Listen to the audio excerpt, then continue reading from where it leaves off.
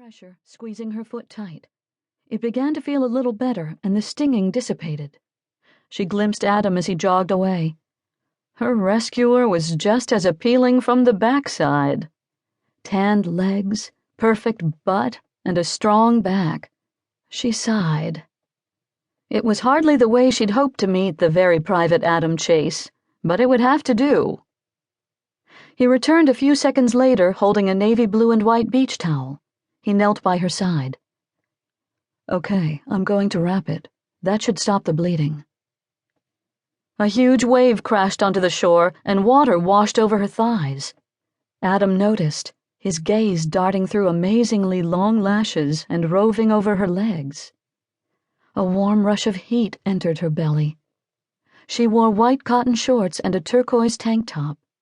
She'd wanted to appear like any other beachgoer taking a leisurely morning stroll along the water's edge, when in fact she'd deliberated over what to wear this morning for 30 minutes.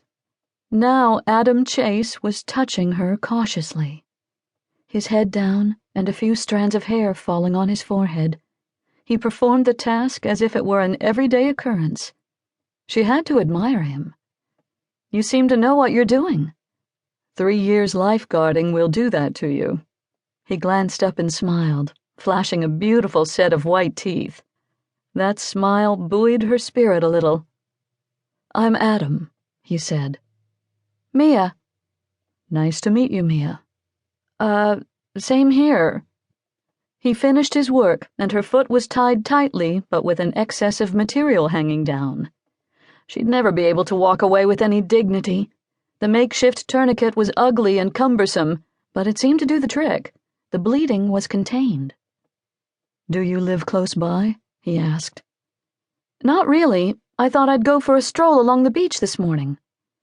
"Do you have any beach gear?" She nodded. "It's about a mile up the beach." She pointed north. "That way." Adam sat up on his knees and peered down at her, rubbing the back of his neck. "You really should have that cleaned and bandaged right away. It's a sizable gash." She shivered. "Okay." The water crept up to their legs again. Adam frowned and glanced at her encumbered foot. Pushing off from the sand, she tried to rise. "Oh!" Putting her weight on her foot burned like crazy. She bit her lip to keep from crying out any more and lowered herself back down onto the sand. Adam's eyes softened. "Listen, I know we've just met, but I live right over there." He gestured to the biggest modern mansion on the beach. "I promise you, I'm not a serial killer or anything, but I have antiseptic and bandages in my house, and I can have you patched up pretty quickly." Mia glanced around. No one else was on the beach. Wasn't this what she'd wanted? A chance to get to know Adam Chase? She knew darn well he wasn't a serial killer. All she knew was that he liked his privacy, he didn't go out much, and, most important of all, he was Rose's father. She could write volumes about what she didn't know about Adam Chase, and that's exactly why she'd come here, to find out what kind of man he truly was. Rose's future was riding on it. "I guess that would be okay." Come to think of it, no one knew where she was today. Rose was with her great-grandmother.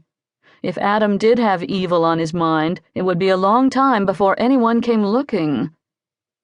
The mountain of a man scooped her up, and she gasped. "Pay attention, Mia." Her pulse sped as he nestled her into his chest. His arms secure about her body, he began to carry her away from the water's edge. On instinct, she roped her arms around his neck.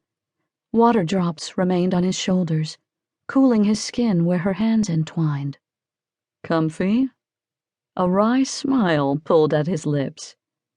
Speechless, she nodded and gazed into his eyes. There were steely flecks layered over gray irises, soulful shadows, and as mysterious as a deep-water well. Oddly, she didn't feel uncomfy in his arms, even though they were complete strangers. "Good. Couldn't think of a faster way to get you to the house." "Thank you," she squeaked. He didn't respond, keeping his eyes straight ahead. She relaxed a little until her foot throbbed. Little jabs of pain wound all around the bottom of her